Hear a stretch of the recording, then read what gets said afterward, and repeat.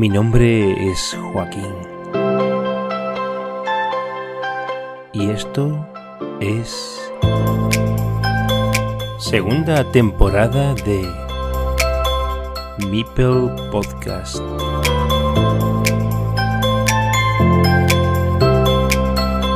Welcome to Carcassonne.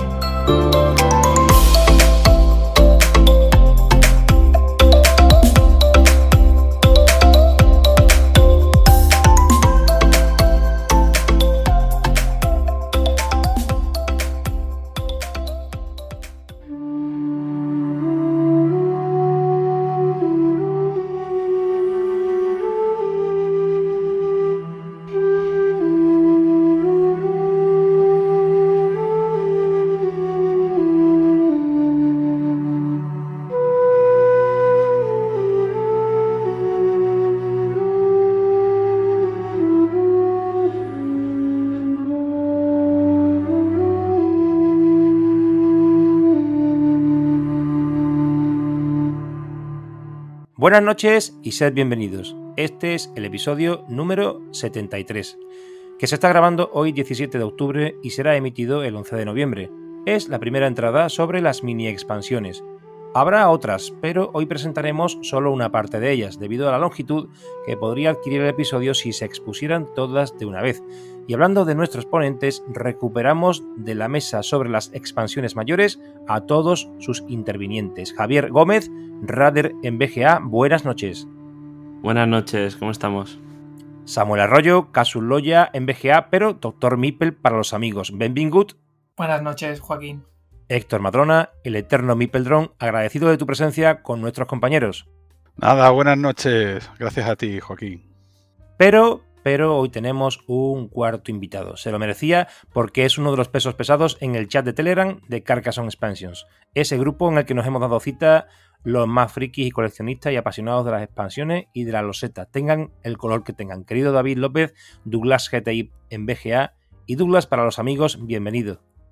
Buenas noches a todos y un placer estar aquí. Me alegro mucho de que estés aquí. Bien, pues voy a dejar paso para que hablen ellos, que son los protagonistas, y yo actuaré un poco como moderador para dar la palabra, como en aquella ocasión con las expansiones mayores. Cada mini expansión tendrá un ponente, y al finalizar su intervención, los demás miembros de la mesa podrán aportar curiosidades, anécdotas o comentarios relacionados con ellas. Pero me gustaría que Héctor haga una breve introducción de qué ilustración se va a seguir en esta mesa y por qué, y en qué orden. Adelante, Héctor.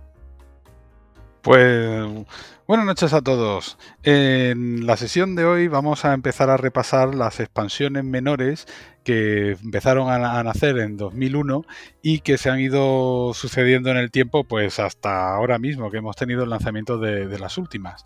Estas expansiones pues han ido, digamos, acompañando a las ediciones de Carcassonne, y vamos a empezar por orden cronológico pues por aquellas de la primera edición, que son las que tenían el estilo clásico que ya comentamos en su día, ¿vale? Y estas expansiones pues estuvieron produciéndose desde 2001 prácticamente hasta 2016. Otra cosa ya serán las diferentes expansiones de otras ediciones que veremos en días posteriores. Muy bien. Esta ilustración de la que nos hablas, que nació cuando nació el juego de Carcassonne y se extiende hasta 2016, es la que conocemos como C1, ¿verdad? Correcto, es la edición clásica y que así por abreviar la hemos llamado C1.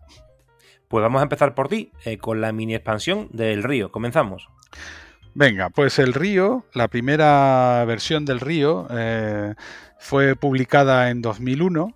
¿Vale? Que, bueno, en principio estaba disponible como para descarga, pero finalmente ya la adoptó Hansing Gluck y la editó en plancha, incluso en una versión en cajita. Básicamente esta expansión, con otras versiones que le sucedieron, proponen una alternativa al uso de la loseta de inicio tradicional. Básicamente esta expansión del Río contiene 12 losetas diferentes que consisten en un nacimiento del río, 12 losetas, tengo que rebobinar, un nacimiento del río seguido de 10 losetas que conforman pues el curso de un río y termina en un lago. ¿Vale? Básicamente, al final lo que se va a hacer es que se colocan todas las losetas en una pila separando lo que es el nacimiento y el lago. La loseta del nacimiento se pone en la mesa, las otras se ponen en una pila poniendo como última para robar lo que sería la del lago. Y los jugadores van robando esas losetas en orden de juego normal hasta poner el lago, y en ese momento es cuando empieza ya el juego con las losetas normales. Básicamente, la colocación del río lo que va a requerir es que conforme se van robando esas losetas se va continuando la forma del río. O sea, las losetas se colocan de tal manera que cada trozo de río se conecte con el siguiente. Hay tramos rectos, hay tramos en curva, y las únicas reglas que se exigen es que se continúe el río y no se genere ninguna curva que haga un cambio de sentido, lo que en inglés llaman una vuelta en U, de tal manera que no se encuentre una loseta de río que se tenga que colocar tocando con otras losetas de terreno y puedan provocar situaciones en las cuales no se puedan colocar todas las losetas y haya que descartar alguna por el camino. Estas losetas, al final, mientras se juegan, también se pueden colocar meeples de manera normal. O sea que digamos que el juego tiene estas primeras 12 losetas que son las que se colocan inicialmente antes de empezar el juego normal, pero se pueden aplicar las reglas normales de colocación de meeples como campesinos, como caballeros en ciudades, se pueden ocupar caminos, etcétera, ¿vale? Después de esta primera versión que se lanzó en 2001, Hansing Gluck decidió lanzar una segunda versión, ¿vale? En 2005, que es el Río 2. Esta versión luego fue incluida en la expansión 6, en la del Conde, el Rey y el Ladrón. Pero en este momento, digamos que la publicaron, pues digamos, por libre, y también tenía su versión en cajita. La diferencia entre el Río 1 y el Río 2 es que cambian algunas configuraciones, pero sobre todo el Río 2 tiene una bifurcación. Después de poner lo que sería la loseta del nacimiento, ¿vale? Que es una montaña con un segmento de río, la siguiente loseta que se coloca siempre, que la colocará el primer jugador, es una T de río, ¿vale? Una bifurcación, y entonces el río a partir de ese momento puede crecer en cualquiera de los dos lados. En un lado terminará con un lago, ¿vale? Que digamos que se barajarán todas las losetas y al final se colocará pues el lago que tiene un volcán, ¿vale? Y el otro extremo del río terminará en un mini lago al lado de una ciudad. Entonces, básicamente lo que hacen es proporcionar una configuración diferente, de tal manera que en vez de tener un único punto por donde crece el río, tienes dos. Y básicamente, pues bueno, te da un poco más de variedad.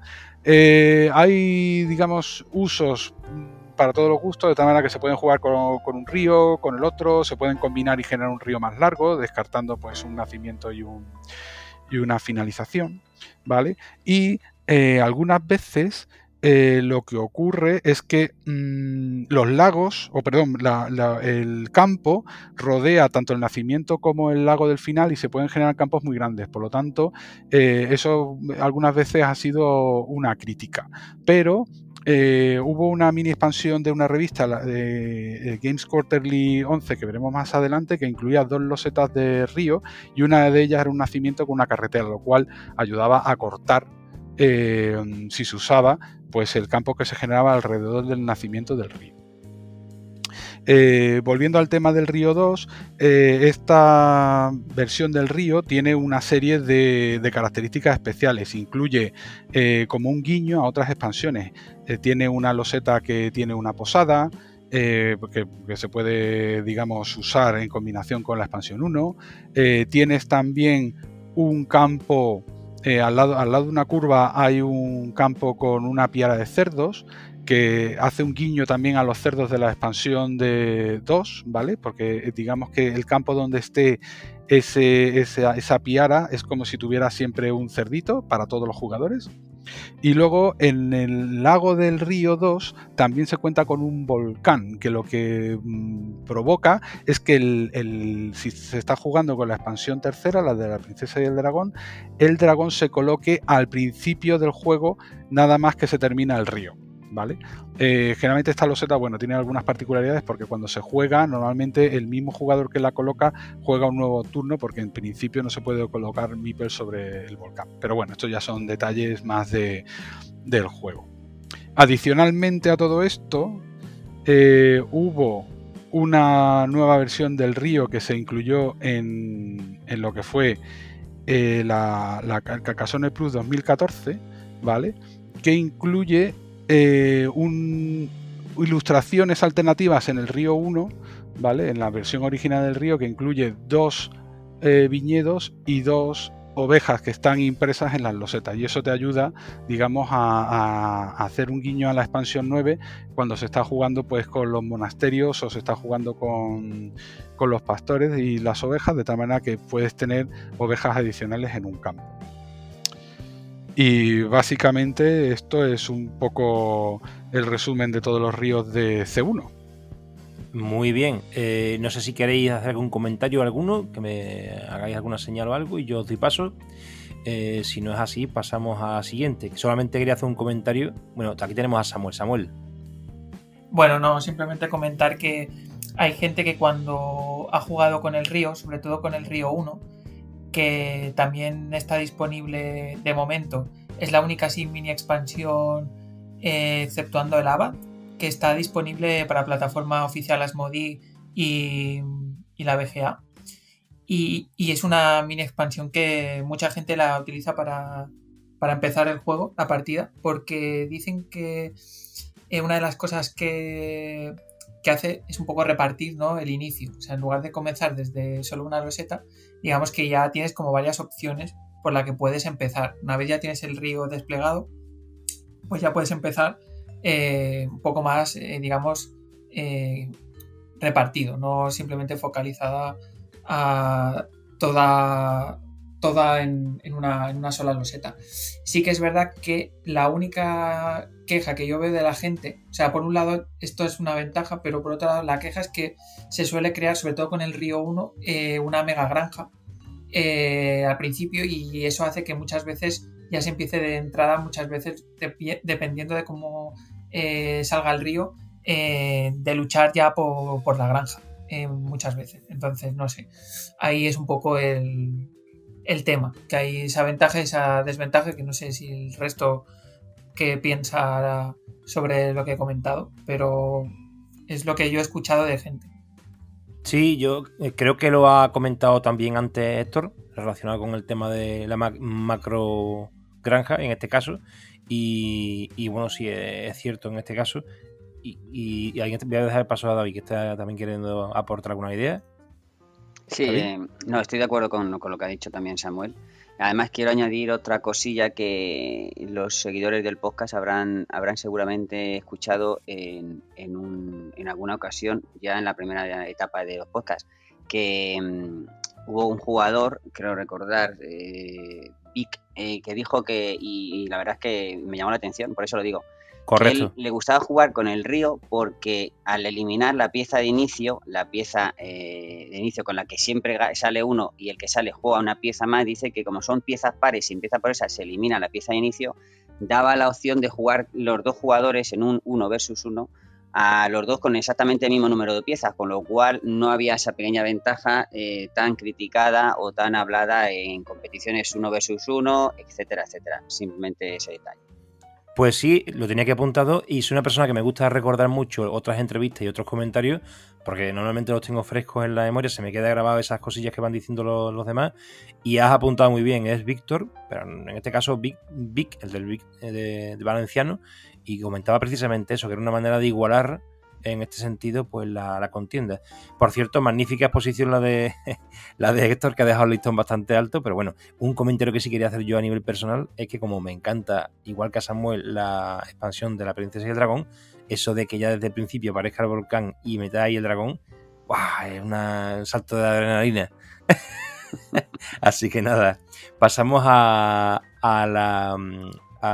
estreno de nuestro amigo David con El Rey y el Ladrón. Bueno, pues El Rey y el Ladrón. El Rey y el Ladrón sale por primera vez en el 2003. Luego, posteriormente, a ver, ¿cómo comentarlo? Yo voy a hablar varias mini expansiones esta noche y se relacionan, porque la siguiente en la que hablaré lo voy a comentar. Pero bueno, en 2003 sale El Rey y el Ladrón, en el 2007 sale conjunta con la que hablaré luego más adelante, y en el 2008 también, pero bueno, me paro aquí. El Rey y el Ladrón, ¿qué expansión o qué aporta o vamos a comentarla? Pues son 5 piezas nuevas de territorio y 2 piezas diferentes que traen una ilustración. Una de un ladrón con una túnica y una capucha sobre un camino, con un castillo de fondo muy bonito, y otra que sale el rey junto a una dama doncella, posiblemente la princesa, a las puertas de un castillo. Estas 2 losetas que acabo de comentar, el rey y el ladrón, se dejan a un margen, y las otras 5 se barajan y se mezclan con el resto de losetas con las que estemos jugando. ¿Cómo es la mecánica? ¿Cómo funciona? Pues veremos. El primer jugador que coloque una pieza de territorio y consiga cerrar la primera ciudad, la primera que se genere en el juego, da igual que sea de 2, de 3, de 4 losetas, da igual, la primera ciudad que se cierre, ¿de acuerdo? Obtendrá la pieza del rey. Acordaros de esto, ¿vale? Ciudades que se completa la pieza del rey, ¿vale? Bien. Y se la tendrá en su mano, ¿vale? Donde juega. Bien. Se anotará con cuántas losetas ha conseguido este rey. A lo mejor lo ha conseguido con 2 losetas. Bien.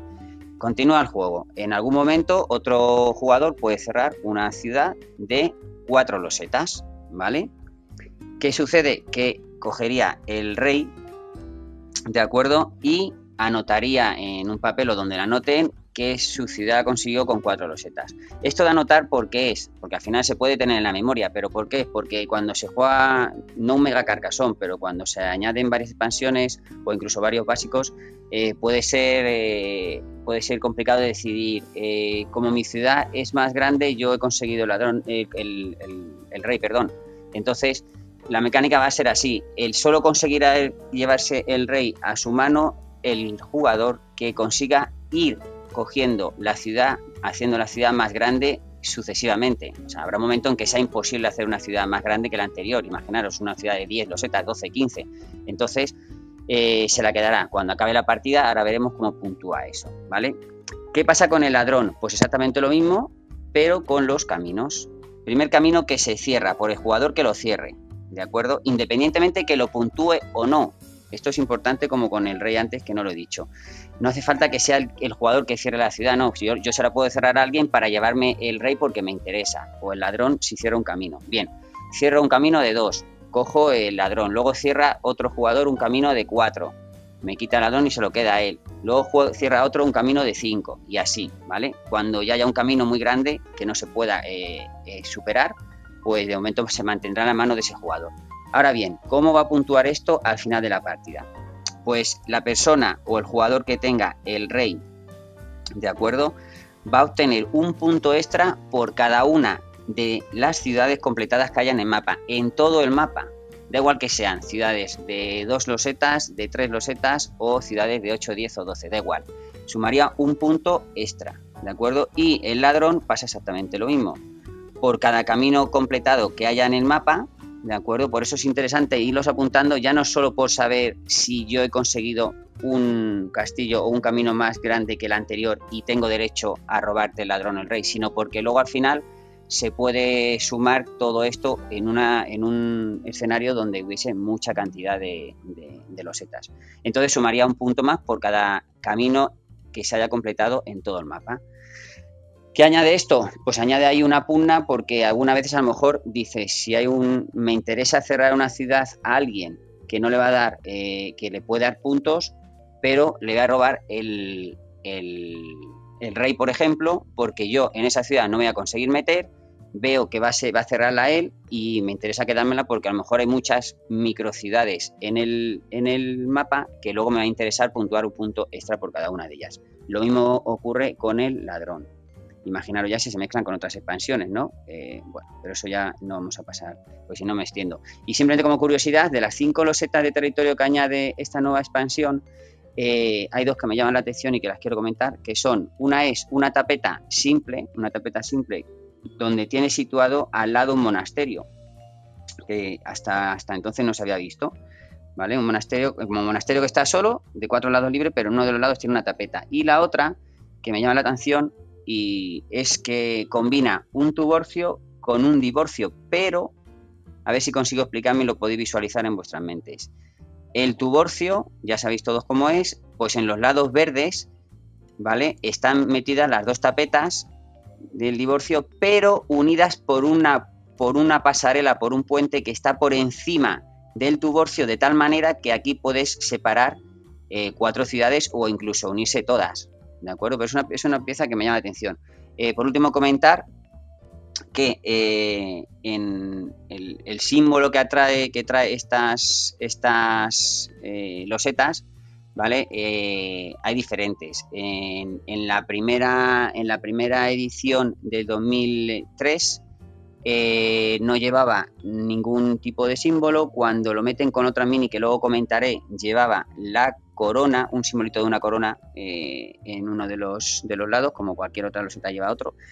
Y nada más, y yo creo que ha quedado comentado. Si alguno de mis compañeros quiere añadir algo más, perfecto, porque así completaríamos. Muchas gracias. Bueno, pues vamos a continuar con Cátaros y la exposición por parte de Samuel. Pues mira, la mini expansión de los Cátaros fue la primera mini que se publicó con la revista Spielbox en 2004.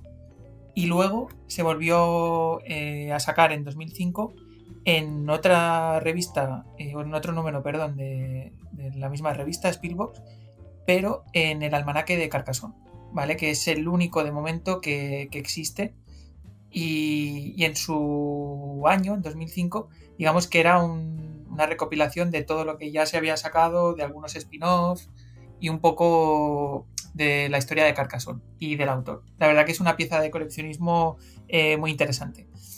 Y luego se volvió a editar en 2008, ¿vale? En una mini recopilación con otra mini que se comentará más adelante, que es El Culto. Y más tarde, en 2013, se reeditó cambiando, mejor dicho, todas las losetas con otro diseño y otra tipología de losetas y aumentando el número, en lugar de 4 o 6. Entonces empezaré por la primera de todas, en 2004, como comentaba. Son 4 losetas y estas 4 losetas, digamos que a priori pues no tienen nada así destacable. Son 2 doritos, uno sin camino y otro con camino. Bueno, con curva, mejor dicho. Y luego hay 2 tapetas. Una tapeta que es todo campo y uno de los lados es ciudad. Y la otra es como una loseta de inicio, básicamente. Como cosa así distinta, en las ilustraciones todas las losetas tienen, digamos, dibujos de gente, de caballeros y de catapultas y tal, como intentando conquistar o invadir la ciudad. Entonces los muros también se ven como medio derrumbados y como si hubiera una mini guerra. La verdad que es bastante curioso. Y sí que es cierto que en la primera edición, como estoy comentando, aparte tienen como un simbolito de un monje, que ya comentaré qué significa. Y es curioso porque, aunque no tengan marca de agua, tienen como ese simbolito. Y a posteriori ya no se volvió a añadir de ninguna manera. Sí que se puso marca de agua en la de 2013, pero no se mantuvo la marca de agua, como curiosidad. Y el reglamento, pues ¿cómo funciona? Es muy sencillo. Simplemente se mezclan con las losetas del básico en el caso que no se juegue con más tipo de losetas. Y entonces, pues simplemente cuando te toca una, la colocas. Básicamente como cualquier loseta de Carcassonne. Entonces, ¿qué novedades o qué cosas nos otorga esta mini expansión? En principio, cuando tú colocas una loseta que tiene todo este dibujo que comento, que es una loseta de asedio, ¿vale? Esta loseta da varias peculiaridades a la ciudad. Cuando un jugador coloca esta loseta, ¿vale? Y más adelante esa ciudad se acaba completando, esa ciudad, en lugar de... se le resta un punto a la puntuación o sea, de cada loseta. Es decir, por ejemplo, de normal, una ciudad cuesta, o sea, vale 2 puntos por loseta. En este caso se le tiene que restar -1. Es decir, cada loseta y cada escudo contarían un punto, ¿vale? Es decir, por ejemplo, una ciudad cerrada de 6 puntos, pues contaría 3 en lugar de 6, ¿vale? Y luego, en principio, si se jugara con la expansión de la catedral, ¿vale? De Posadas y Catedrales, con la catedral en lugar de 3 puntos por loseta y escudo, serían 2 puntos, ¿vale? Se le restaría, siempre es restar un punto, ¿vale? Por loseta si es menos lioso. Y luego, como comentaba al principio, que he dicho que tenían un simbolito de monje, esto significa que es posible, ¿vale? Un jugador que ya tenga un caballero en dicha ciudad y que esa ciudad contenga una loseta de asedio, como mínimo, puede escapar de la ciudad, si así lo desea, ¿vale? Al final del turno de ese jugador. ¿Cómo puede escapar? En el momento en que haya un monasterio alrededor que está adyacente tocando las losetas de dicha ciudad, ¿vale?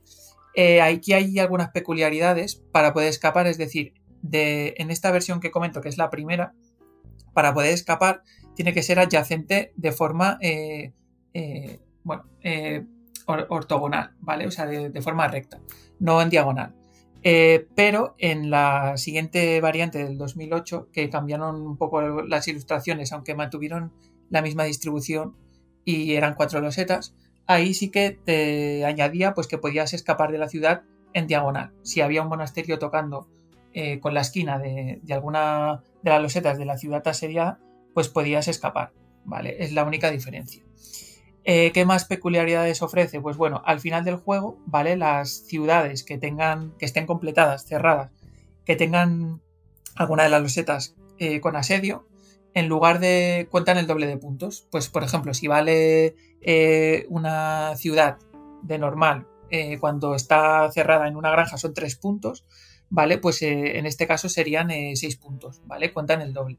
Si tuvieran el cerdo, ¿vale? Si jugaras con la expansión de constructores y comerciantes, por ejemplo, aquí una ciudad de normal son 4 puntos, ¿vale? Se le suma el punto del cerdo, como ya comentamos en el anterior podcast. Pero en este caso, como tienen la ciudad, por ejemplo, que tuviera un asedio, pues serían 8 puntos, en lugar de 4 sería el doble, ¿vale? Y las ciudades incompletas que tuvieran alguna loseta de asedio contarían 0 puntos, simplemente, ¿vale? No contarían ningún punto. Que normalmente las ciudades incompletas pues siempre nos cuentan un punto al menos por loseta y escudo. Y con una loseta de asedio pues ya nos contaría 0. Y en principio, como comentaba, la única diferencia entre las versiones estas sería pues que en la de 2008 sigue sin tener marca de agua y ya no contiene el simbolito del monje. Y luego, pues en la de 2013, la de el asedio, los cátaros, la de 2013 tiene 6 losetas y ya cambia la distribución y las ilustraciones siguen siendo en C1, pero también cambian un poco. Pero básicamente el reglamento sigue siendo el mismo. Y en principio ese sería un poco el reglamento de la mini expansión. Vamos a darle paso a Héctor, que quería hacer una pregunta. Sí, solamente un comentario. A ver, hay un lío ahí entre las reglas de la versión de 2008 y las otras dos, la que es a final de Hansing Gluck y tal, ¿vale?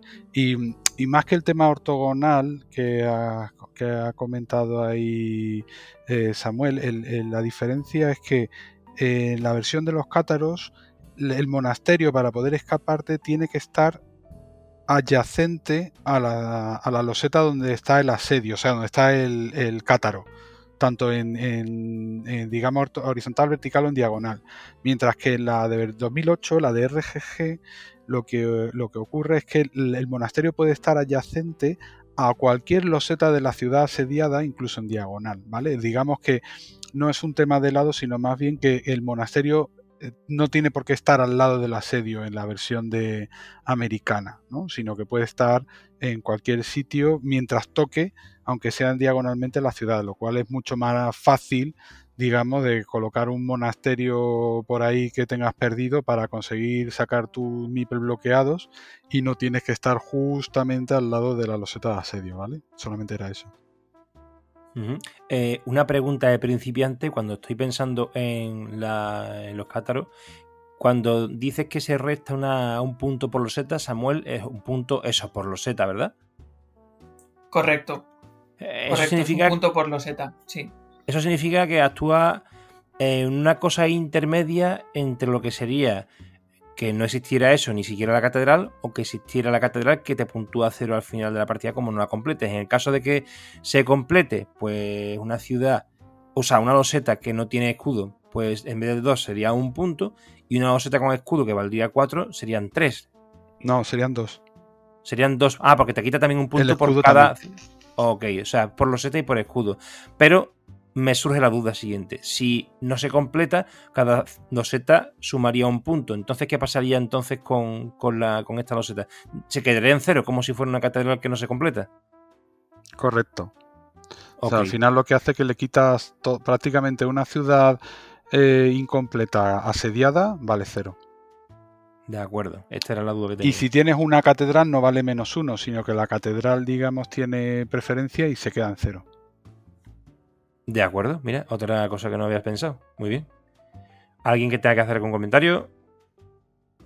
Ok, pues pasamos entonces a la exposición de Javi con la mini expansión de El Conde. Adelante, Javi. Eso es, correcto.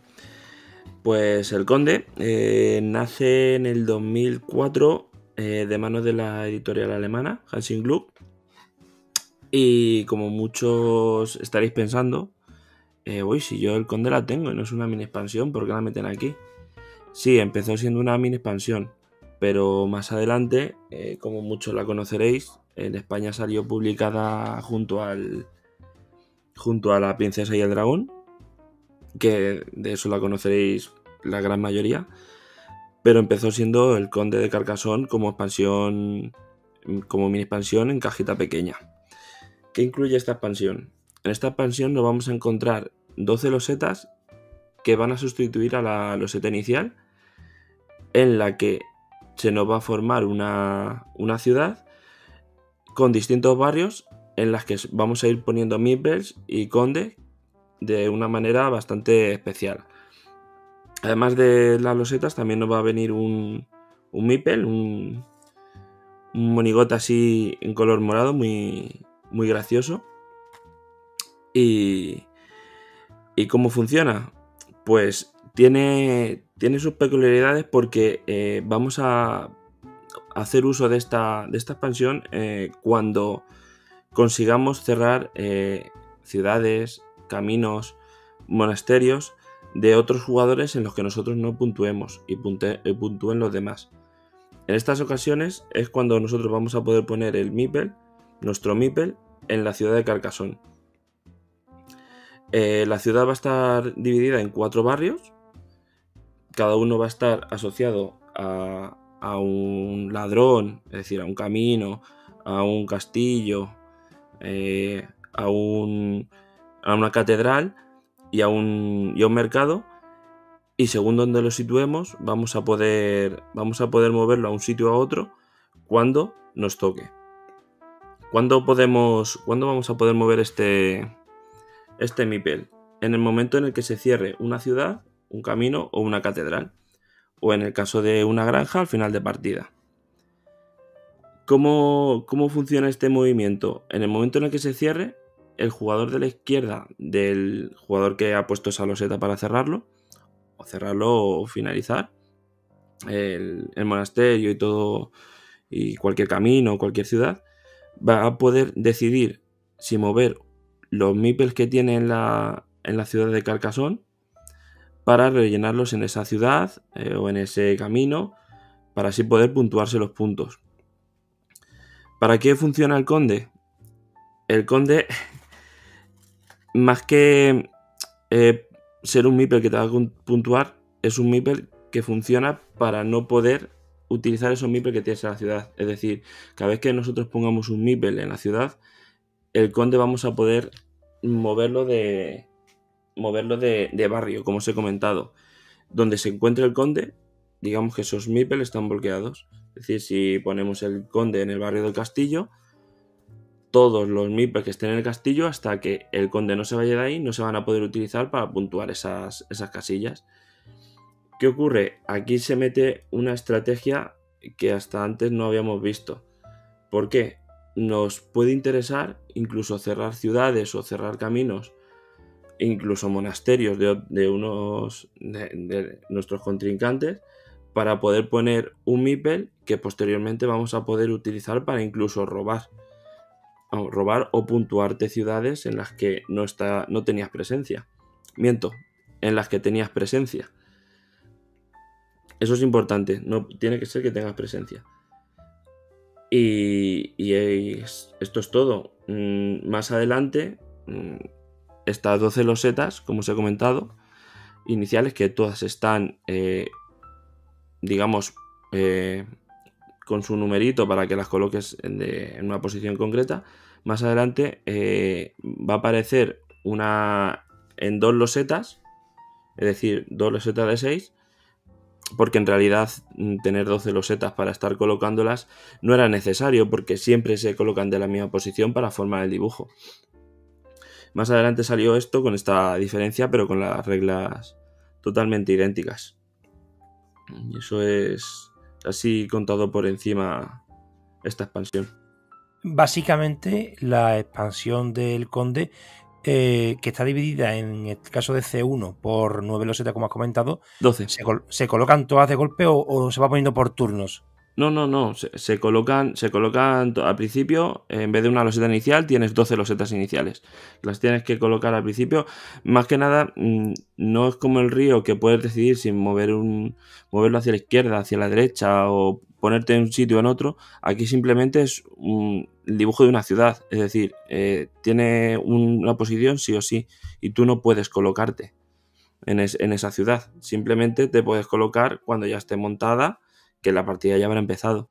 Sí, porque me voy a adelantar. Después sale la versión de C2 en la que esta ciudad de Carcassonne, en la que se mueve el conde y aparecen meeples, esa ciudad ya es una loseta completa que en realidad tiene la misma dimensión que 9 losetas individuales, pero ya es una única loseta que se coloca ahí. Supongo que será por tema de impresión, harían las 9 losetitas y ahora al final pues hacen una loseta única que ocupa las 9 losetas iniciales. Será así, más o menos, ¿no? La idea. Si no me equivoco, si no que me corrijan, en 2015 aparece, pero aparece como 2 losetas de 6. No, Ajá. La de 2015 es una loseta de C1 de 3x4, ¿vale? Que sigue un poco, pues, yo creo que eso se habían inspirado en lo que hicieron los rusos para su edición. Y la de C2 son 2 losetas de 2x3, que esas son las que vamos, que al final es lo mismo. En C1 lo que pasa que obviamente esto ellos lo sacaron en una cajita y tú tenías que poner las 12 losetas. Entonces por detrás son losetas de inicio con los números del 1 al 12 y lo vas colocando en plan puzzle. Pero lo colocas, vamos, como todo de golpe, es como si fuera una única plancha. Por eso luego buscaron soluciones un poco más rápidas, porque era un poco engorroso ahí ordenar las losetas, ponerlas y tal. Y de hecho, hay instrucciones en C1 para combinar, por ejemplo, la ciudad de Carcassonne con el río. Puedes arrancar el río ahí o de la Rueda de la Fortuna, o sea que tenía una visión mucho más de combinar cosas en C1 que en C2, que ahí ya dijeron que mejor. Y lo que... Sí, perdón. Sí, que solamente quería hacer un comentario también antes que... esta expansión es curiosa porque digamos que te permite ocupar incluso ciudades, monasterios, caminos que estén desocupados. O sea, si tú completas ese monasterio que no ha podido nadie poder colocar un meeple, si tú tienes un meeple en el barrio de la catedral, lo puedes lanzar y dejarlo caer como paracaidista en un monasterio recién completado. Y además puedes, digamos, como el jugador, como ha comentado Javi, empieza el jugador siguiente al activo, de tal manera que el jugador que acaba de cerrar la ciudad o lo que sea es el que tiene la última palabra, y entonces pueden repartir sus meeples entre todas las cosas que se hayan cerrado en ese momento, estén ocupadas o no, que eso es lo mejor, porque esta es la primera expansión que te permite tener más de un monje en un monasterio. Entonces es súper divertido porque puedes crear situaciones bastante locas por esto. Y una cosa que creo que es interesante para quien se acerca por primera vez a esta expansión es que, bueno, cuando abrimos una caja de juego básico de Carcassonne, tenemos 8 meeples de cada color, pero evidentemente solo 7 forman parte de la reserva como recursos para puntuar, porque uno de ellos se va al tablero para lo que significa el marcador de puntuación. En cambio, de estos 7 meeples de la reserva, estos meeples de los que hablamos que van a la ciudad son los propios meeples de la reserva. Se puede dar la circunstancia de que no tengamos meeples dentro de lo que sería el mapa de juego y los tengamos en la ciudad de Carcassonne ahí acumuladitos y no tengamos ni meeples reclamando puntos en el mapa, pocos también en la reserva, pero tengamos unos pocos ahí metidos en la ciudad de Carcassonne, que es una curiosidad. Correcto. Sí, pero tened sí. en cuenta que es muy fácil, es decir, nosotros lo vamos a poner en la ciudad y en el momento en el que se puntúe un camino, una ciudad o un monasterio, vamos a poder decidir llevar el meeple. Es decir, que tú lo estás guardando en una reserva en el que la próxima ciudad, camino, lo utilizo. En el caso de que no tengas, te va a dar, pero no solamente tuyo, sino de cualquier jugador. O sea que es muy probable que te vuelva a la mano. Efectivamente, va a recuperarse la reserva y además es una mano de un potencial tremendo para puntuar mucho, aunque inicialmente no esté activa dentro del mapa, efectivamente. Pero es un comentario porque, bueno, pues se tiene que saber que los meeples que se están colocando en esa ciudad de Carcassonne en realidad son meeples de la propia reserva, que quiere decir que se va decrementando de la reserva para el uso en el mapa, sino que van allí a la ciudad para después ser usado, como bien acabas de comentar. Y además, por cierto, no hay losetas de juego en esta mini expansión, sino que estas losetas que forman parte de la ciudad de Carcassonne es un inicio nuevo de Carcassonne, que también lo había comentado. Correcto. Tenemos dos personas que quieren también comentar algo. En este caso vamos a darle el paso a David. Perdón, Samuel. No, simplemente comentar que en esta mini expansión, precisamente por lo que comentaban mis compañeros, la gracia es jugarla por lo menos 4 personas o 5 o 6, porque contra más jugadores más chicha se le saca, porque esta expansión yo creo que está pensada también poco para paliar pues lo que pasaba cuando jugabas, por ejemplo, al básico con 5 jugadores, que apenas podías puntuar cosas porque o te quedabas, tienes menos turnos y no podías hacer muchos puntos, y de esta manera te da más opciones, a pesar de igual no poder tener un monasterio o que los monasterios les toquen a otro, según cómo te lo montes y ya le tengas pillado un poco el truquillo a la expansión, como decía Héctor, pues puedes hacer que, vale, no me ha tocado un monasterio a mí, pero si le cierro esto a este otro, yo me coloco en la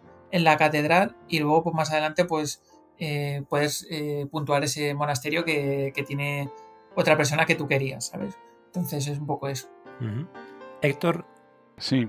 Estamos aquí hablando del juego básico, pero imagínate cuando aterrizas, por ejemplo, con el meeple grande, que puedes romper, por ejemplo, el equilibrio en una ciudad, ¿sabes? No compartirlo, incluso quedarte con algo que tuviera otro y que ha estado luchando y tú lo has dejado ahí en paracaidista, un meeple.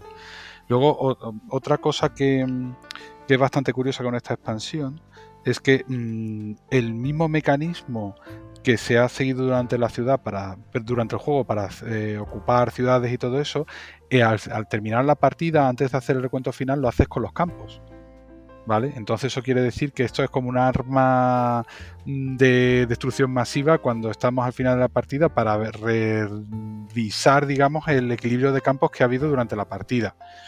En C1, por ejemplo, sí se permitía también antes del final de la partida, los meeples que quedasen en la ciudad de Carcassonne, repartir pues los que están en el castillo, mandarlos a las ciudades que estuvieran abiertas, los que estuvieran en la herrería pues se los manda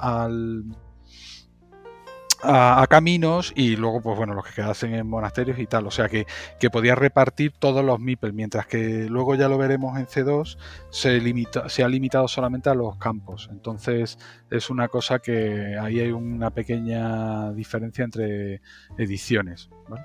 Bueno, pues vamos a pasar a la expansión de Games Quarterly que la va a presentar Héctor. Uy, esta expansión es muy complicada. Esta expansión me va a llevar por lo menos 20 minutos. A ver, básicamente esta es una expansión que sacaron en la revista Games Quarterly, ¿vale? Y que consiste en 12 losetas, pero básicamente casi que no tienen reglas. Son losetas normales que tienen, bueno, y 2 de río, que ya las comenté antes cuando estuve comentando el tema de los ríos.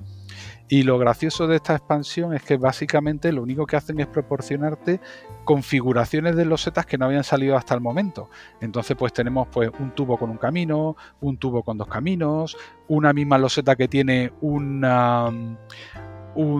dorito y una tapeta y un camino, o sea, cosas de estas así que rompen un poco el esquema normal. Hay una, por ejemplo, que es muy curiosa, que es como un dorito, pero el dorito tiene un pico que provoca un divorcio de campos, ¿vale? De tal manera que ya empezamos a ver picos y cosas de este estilo que surgieron en algunas expansiones mayores, pues se van aquí, digamos, aprovechando. Tienes, por ejemplo, un divorcio que cruza por un camino. Entonces, básicamente, la única regla, aparte de las de los ríos, que el río tiene el nacimiento con la casita y la carretera que corta el campo de alrededor, la única loseta que ha sido un poco polémica en esta expansión es un campo que hay, que es todo campo, ¿vale? Lo que sería un monasterio en el juego básico, pues imaginaos, una loseta de campo, que lo que tiene es una piara. Y entonces ha habido grandes discusiones a lo largo del tiempo diciendo a ver si esto era una piara como la que comenté que había en el río 2, en una de las curvas del río 2. Pero hablando con los editores de Rio Grande Games, de RGG, ellos comentaron que realmente es una decoración y que no funciona como una piara, o sea, no funciona como un cerdito para todos los visitantes o todos los campesinos que estuvieran en ese campo. Entonces, pues nada, no mucho más que contar. Samuel. No, simplemente lo que decía Héctor de la piara que no es piara. Mucha gente pues la utiliza, se supone que oficialmente no está considerada como piara igual que la del río 2, pero bueno, yo por ejemplo las veces que la he utilizado como piara normal, porque si no para mí se me queda solo decorativo, no me gusta. A mí me gusta más como piara, obviamente. Ahora la acumulas con la otra piara, eso ya son las house rules que corresponden. Correcto. Bueno, pues no hay nadie más que tenga alguna pregunta sobre esta expansión o un comentario. Vamos a pasar a la siguiente, que la expone David: heréticos y altares. Pues heréticos y altares, también se llama herejes y altares, ¿vale? Esta mini expansión sale en el 2007, conjunta como con la que he comentado yo, El Rey y el Ladrón, que además no tienen marca al agua. Son 5 losetas nuevas de territorio que ahora describiré. Bien, en el 2008, esta misma expansión, El Culto, ya llamada El Culto, no herejes ni culto, ni altares, la saca una revista, Spielbox, almanaque de Hansing Gluck, conjunta con otras 6 losetas de Stone Age, ¿vale? Promocionales. Estas 5 losetas del culto, en este caso, o herejes y altares, sí que llevan una marca de agua que es un pentágono tal cual, de 5 lados, ¿vale?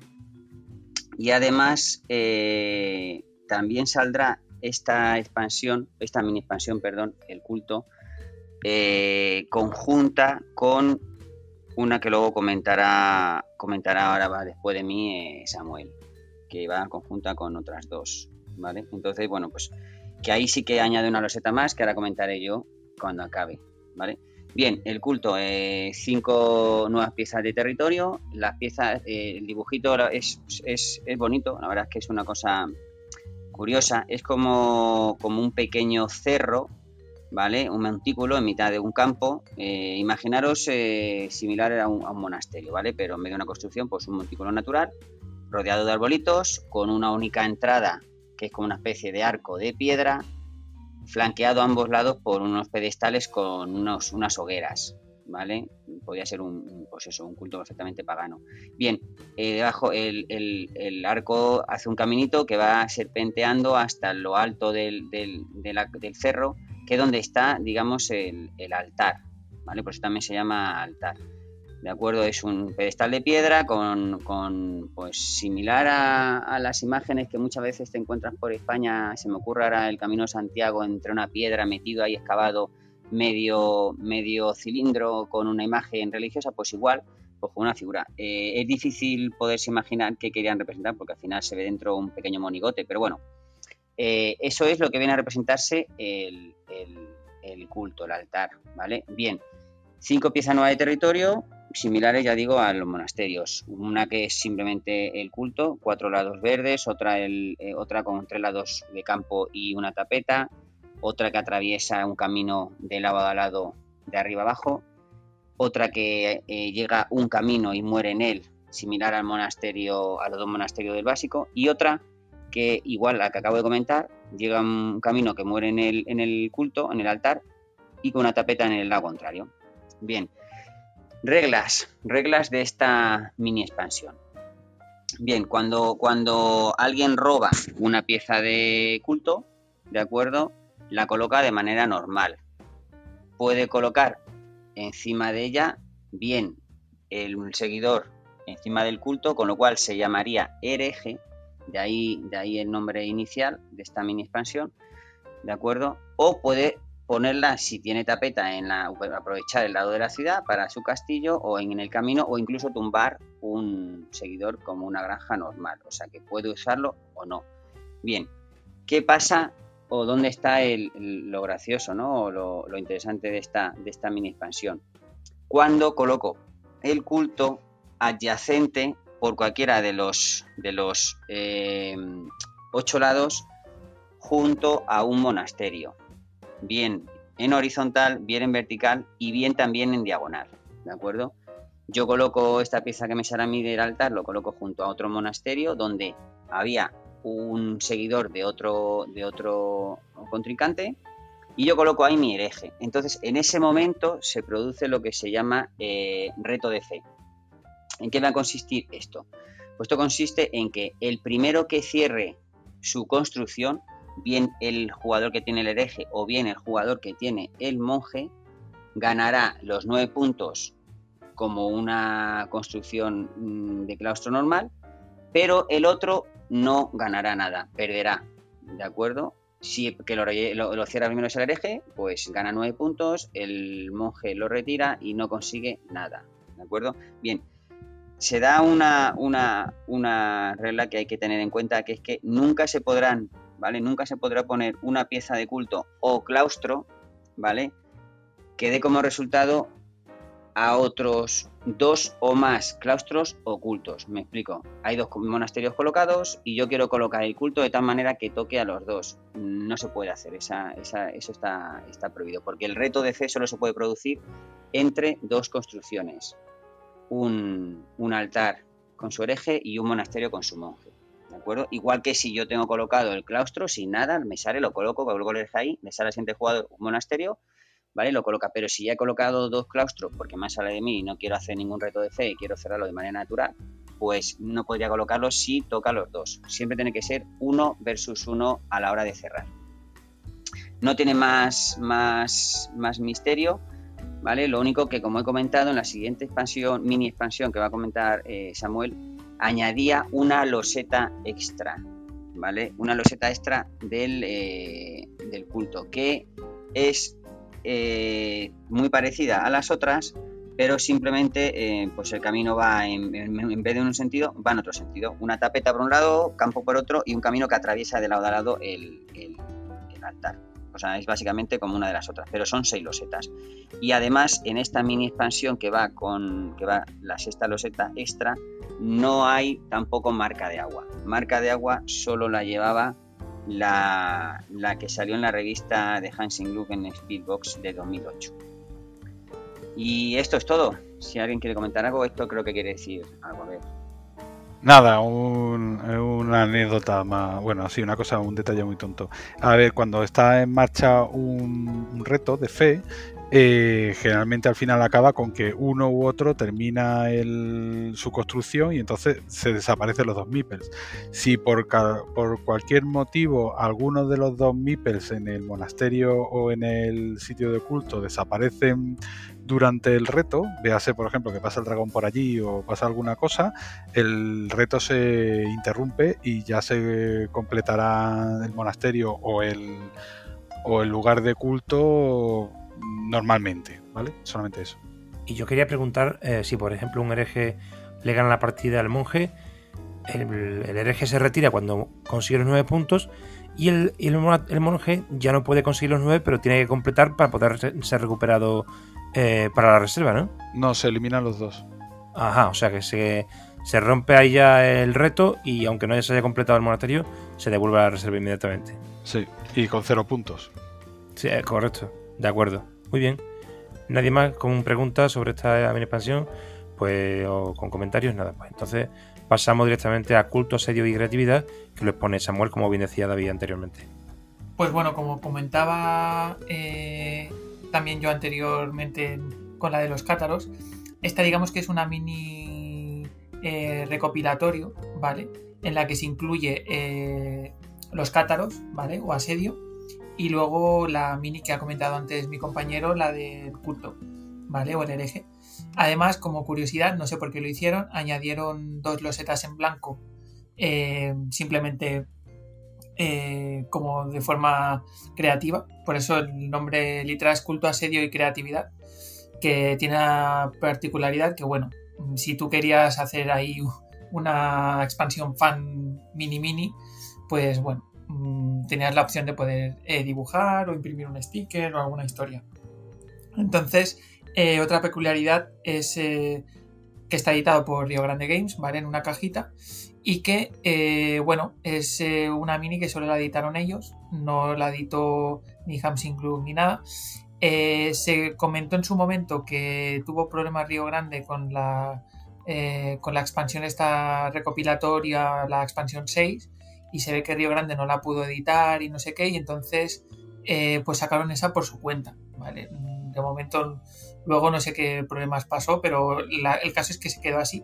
Y sí que es cierto que si os fijáis en las losetas, si tenéis la posibilidad de verlas en vivo, lo que son las líneas y tal de la ilustración están como más marcadas. O sea, las líneas en negro son como más vistosas, los colores son más chillones, aunque son C1, son unos verdes muy amarillos, todo muy chillón.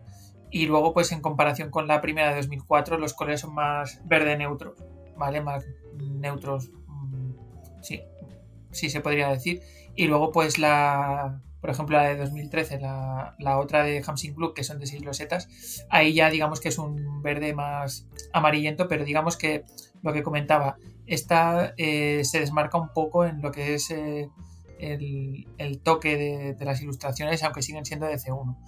Entonces, como reglas, digamos, las 4 losetas de asedio en ese sentido son las mismas, ¿vale? El reglamento es el mismo que se ha comentado anteriormente.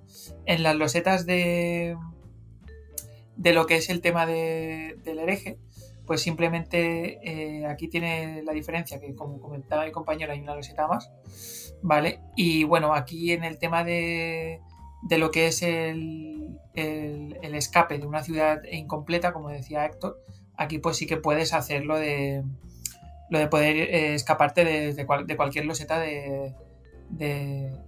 o sea, desde cualquier loseta, independientemente de donde esté colocado el monasterio adyacente, incluso en diagonal, ¿vale? pero bueno, así no tiene algún reglamento diferente. Simplemente tiene más curiosidad a modo de fabricación o de producción que la editó Rio Grande Games. Pero aparte de eso, en reglamentos y demás no tiene algo así destacable. Si alguno quiere comentar alguna cosa o lo que sea. Tenemos a David y a Héctor. Empezamos por David. Sí, dos cositas. Como seguimos hablando del culto, que es la expansión, la mini que he hablado yo antes, que añade una roseta, quiero comentar que antes, creo recordar, se me ha olvidado decir, si es que no lo he dicho, que si acaba la partida y no se completa ninguna de las dos construcciones, tanto el culto como el monasterio, el reto de fe no se ha podido completar, se puntúan los dos de manera natural por incompleto, según las losetas que rodeen a la construcción religiosa. Eso por un lado, ¿vale? En cuanto al incompleto. Y como curiosidad, que me corrija esto si es así, pero creo que en las dos losetas de creatividad que vienen son dos losetas originales, como las que ahora mismo se venden en Kunko desde hace ya mucho tiempo en planchas, pero que son sueltas, con el reverso perfectamente original, pues idénticas que las de ahora. Yo creo que es la primera vez que se distribuían, ¿no? o que salían de alguna manera, ¿no? Dos losetas en blanco, ya no se puede imprimir, porque al final una loseta única es muy difícil imprimirla en una impresora, pero bueno, yo creo que era por como ha dicho Samu, para poder dibujar algo encima y tal, ¿no? Si es así o no, corrígeme esto. Sí. Básicamente ahí, bueno, luego en alguna Big Box han incluido alguna loseta en blanco también. Yo lo que había leído, porque tampoco lo he chequeado, es si las losetas esas, las dos de creatividad, tienen una textura un poquito diferente a las planchas de Kunko. Pero vamos, que ya ves, eso es más para guardarlo ahora mismo de reliquia más que para usarla para cualquier otra cosa. Samuel. No, simplemente comentar que el tema de los colores, ¿vale? Que antes me he enfocado en comentar un poco cómo las ilustraciones no eran exactamente igual el delineado y demás, pero sí que es cierto que en cuanto a tonalidades, no lo había comentado antes, y es cierto que, por ejemplo, en el tema del culto, ¿vale? La versión de Spielbox, que es la que comentó mi compañero antes, digamos que es la primera mini así de Spielbox, y sale, o sea, que sale en verde oscuro, no es en verde neutro ni en verde así claro o amarillo, sino que es en verde oscuro, ¿vale? Entonces, en comparación, por ejemplo, con esta que comentaba yo, el culto, aparte de ser 6 losetas, pues el verde es mucho más chillón, que no lo había comentado. Y como curiosidad, que si no, no sé si después se me olvidará, el tema que comentaba mi compañero de las marcas de agua que tenía la mini del culto en la revista Spielbox, que comentaba que era como un pentagrama, que digamos es como el logo de la revista Spielbox. Sí que es cierto que, por ejemplo, los cátaros que comenté también antes no tenían marca de agua de ningún tipo y eran de la revista Spielbox. Digamos que aquí fue la primera mini que ya le incluyeron el logo de Spielbox. Y luego a posterioridad sí que es verdad que la siguiente mini, que luego comentaré, también incluía el pentágono, y luego la siguiente de la plaga también, pero ya después ya ninguna mini más de Spielbox, que yo sepa, tiene la marca de agua del pentágono, que no sé por qué solo se limitaron a esas 3, no lo sé. David. Sí, Joaquín, cuando publiques este podcast, que imagino que ya será para el mes que viene, como lo harás en los puntos de difusión normales y que siempre lo has hecho así, clásicos, como estaré pendiente en Carcassonne Spain, aparte en Expansion, que ya es lógico, pero en Carcassonne Spain voy a mandar, y a ver si me acuerdo inmediatamente después que publiques tú el enlace del podcast, voy a mandar la foto donde se hace patente lo que acaba de decir Samuel, que es brutal, porque se ve la diferencia de verde, tonalidad del C1 que hace Spielbox con la marca al agua del pentagrama, que es un verde efectivamente oscuro, a un verde amarillo, tiene un tono como muy amarillo chillón, de la que va con el asedio que dice Samuel, y las dos fichas en blanco. O sea, hay una diferencia entre las dos brutal. Entre medios estaría pues el C1 más típico, ¿no? Más apagado que el verde chillón limón, y un poquito más claro que lógicamente la de Spielbox, que es que se va a un verde muy oscuro. Ya colgaré la foto y esto que estamos hablando ahora ya lo apreciaréis y podréis quedar más claro. Héctor. A ver, yo quería hacer un inciso, ¿vale? Porque España es diferente y ha habido algunas cosas que hemos estado hablando de expansiones, que si cajas, que si no sé qué, que si no sé cuánto, que realmente aquí en España se han editado de otra manera, ¿vale? Entonces, digamos que hasta aquí hemos cubierto como unas cuantas expansiones, unas cuantas minis que en España salieron, digamos, de Beer. No las editó igual que en Alemania, ¿vale? Entonces, básicamente, se ha comentado, Javi comentó el tema del Conde, pero quería dar una foto un poco de resumen, ¿no? Entonces, el Río 1 de C1, De Beer lo incluyó con la expansión con Posadas y Catedrales, con la expansión 1. El Río 2 lo incluyó con la expansión 2, con Constructores y Comerciantes. El Conde lo incluyó en la expansión 3, La Princesa y el Dragón.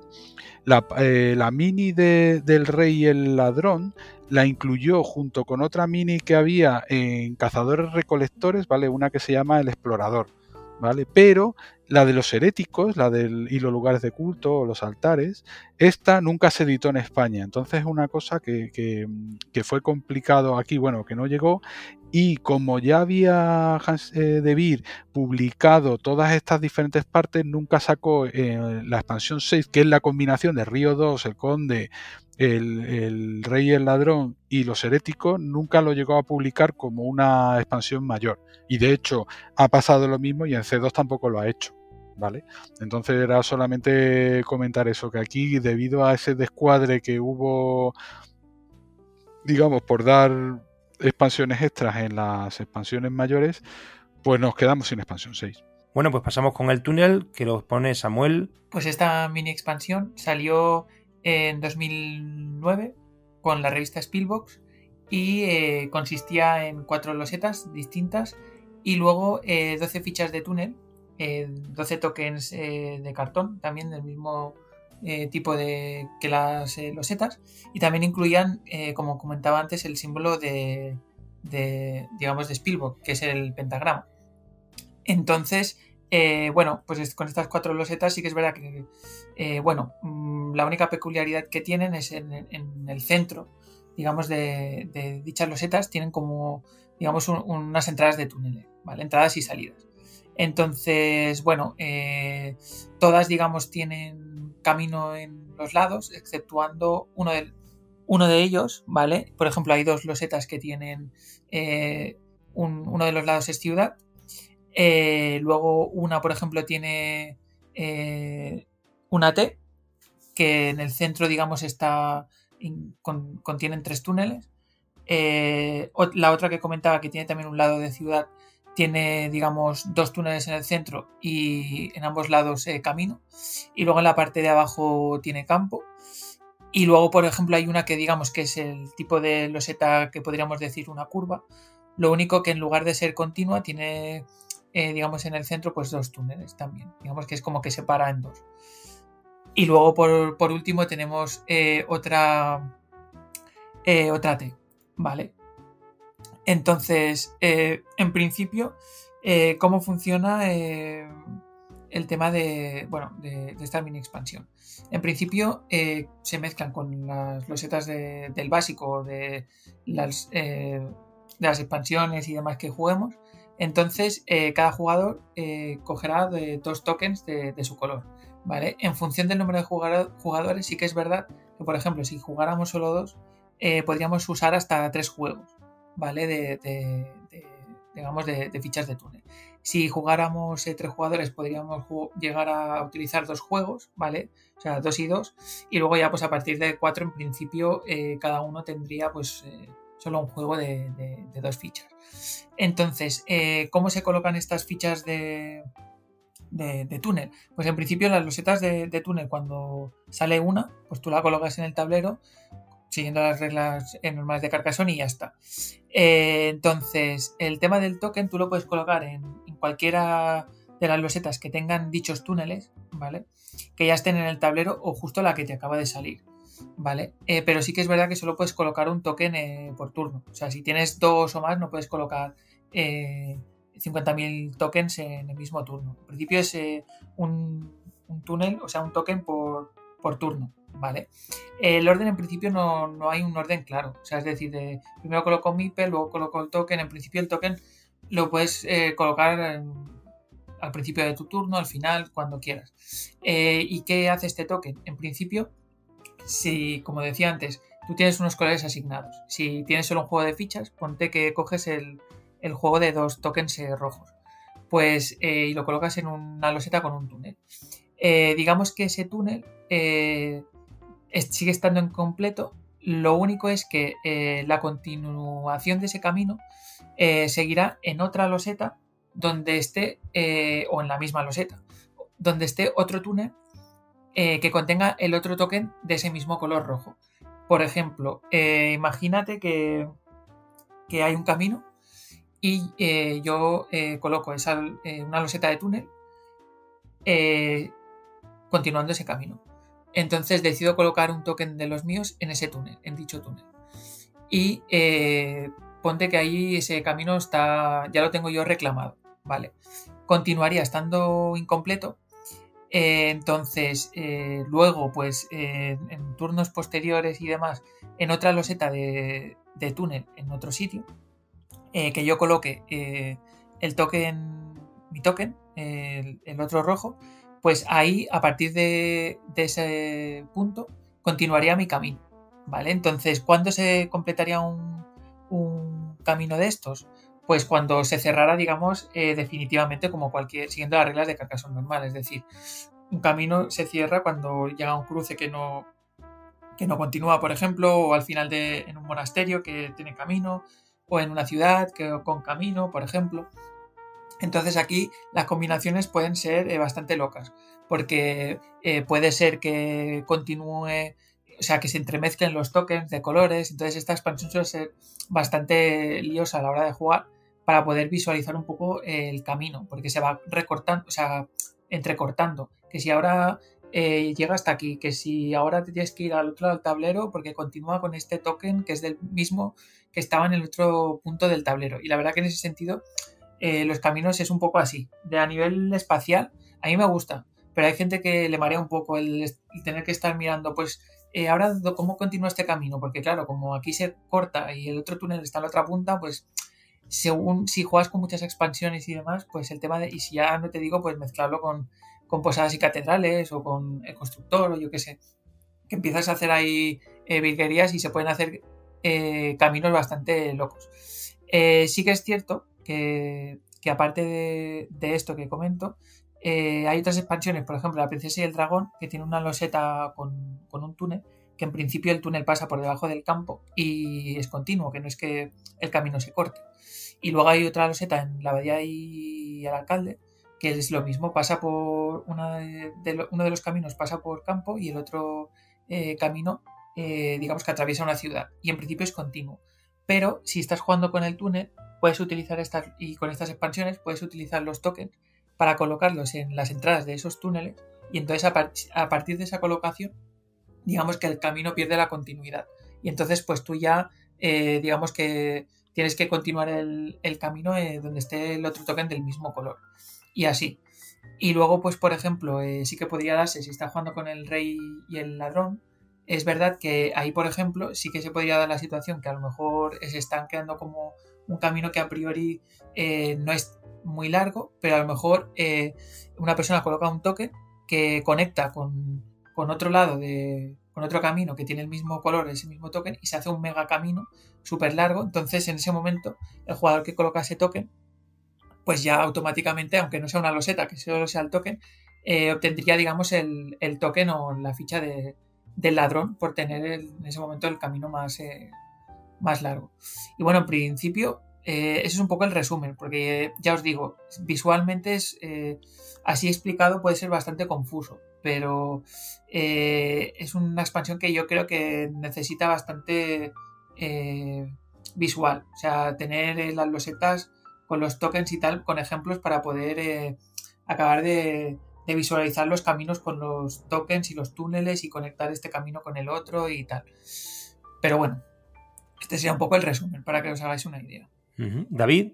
Sí, yo a modo anecdótico, además, como creo que hablé un día contigo, Joaquín, decir que es una de las minis actualmente más difíciles de conseguir, no porque no exista, porque haya muy pocas, sino por el elevado precio que hay que pagar por ella si la quieres en original, o sea, la auténtica. Entonces, bueno, pues comentaros que estamos hablando de precios por encima de $90 en Estados Unidos, 90 euros en zona Europa e incluso 70 libras en zona Inglaterra, en BGG.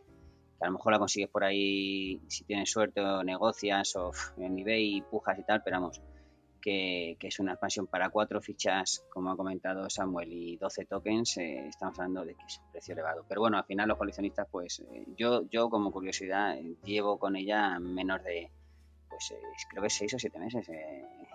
Esto sabe bien de qué estoy hablando, que conseguí ya meterla en mi colección, más que nada por lo que digo, por el precio, que al final dije, bueno, pues ya está, esta me falta y tengo que meterla, ¿no? Pero bueno, decir eso para el que la quiera conseguir, simplemente que hay que ahorrar un poquillo, vaya. Héctor. Sí, bueno, pues David, si te interesa, hay expansiones de fan que añaden 7 losetas más de túneles y tokens para todos los colores. Pero bueno, yo lo que quería comentar es que esta expansión algunas veces ha sido un poco criticada, no por el tema del coste o lo difícil que sea de conseguir, sino más bien por la mecánica de juego, porque digamos que te facilita el crear situaciones en las cuales, por ejemplo, imaginaos, tengo en un camino un mipel grande y de pronto le conecto un túnel y el túnel conecto la entrada pero nunca la salida, y ese mipel no hay manera de recuperarlo, porque en otros casos pues digamos, salvo que tengas algo de estilo como el dragón o la fiesta o alguna de estas, si tú no pones el segundo token que lo tienes tú, no hay manera de completar esa carretera ni recuperar esos mipeles. Entonces, pues bueno, hubo ahí comentarios en la BGG que estuvieron hablando con el creador de la expansión, Chris Ward Conrad, y él no había pensado en ese tipo de cosas y estuvo sugiriendo algunas variantes, pero tampoco llegó a concretar nada, ¿no? Entonces, en algunos foros consideran que la expansión esta está un poco rota por ese tema, ¿no? Porque puedes provocar unas situaciones de las cuales no hay salida y se puede usar muy malignamente, aunque bueno, te afecte a carreteras solamente. Pero vamos, a mí me encanta, y combinarla con puentes es ya un delirio visual. Y como comentaba Samuel, contar las losetas, o sea, puntuar los caminos con túneles puede ser una locura, sobre todo si hay bucles o cosas de este estilo que vuelven sobre la misma loseta del túnel, porque es muy fácil equivocarse y contar la misma loseta varias veces, porque participa en la misma carretera con túneles de diferentes colores. Entonces es siempre pregunta de quiz. Samuel.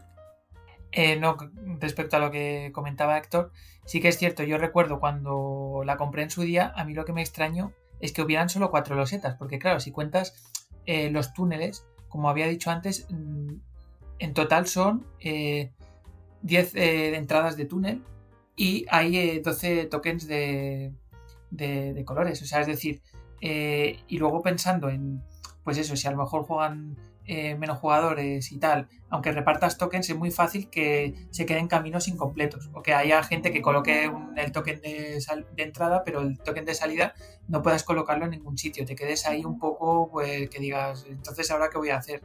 Y sí que es verdad que no lo había comentado antes, como decía Héctor, que su creador pues tampoco había aclarado mucho. Sí que es verdad que hay variantes, digamos, hechas por fans también, que bueno, que si queréis las comento muy rápidamente, pero que consistirían básicamente en, por ejemplo, solo se le permitiría colocar una ficha de túnel en la entrada, ¿vale?, de un túnel, si al menos, por ejemplo, en esta variante, uno de los seguidores del jugador que lo coloca está ya en la carretera conectada a ese túnel, por ejemplo. Si no, es como poniendo como límites, no puedes colocar tokens en cualquier entrada de túnel, solamente en los caminos donde ya estés tú, que ya estés tú.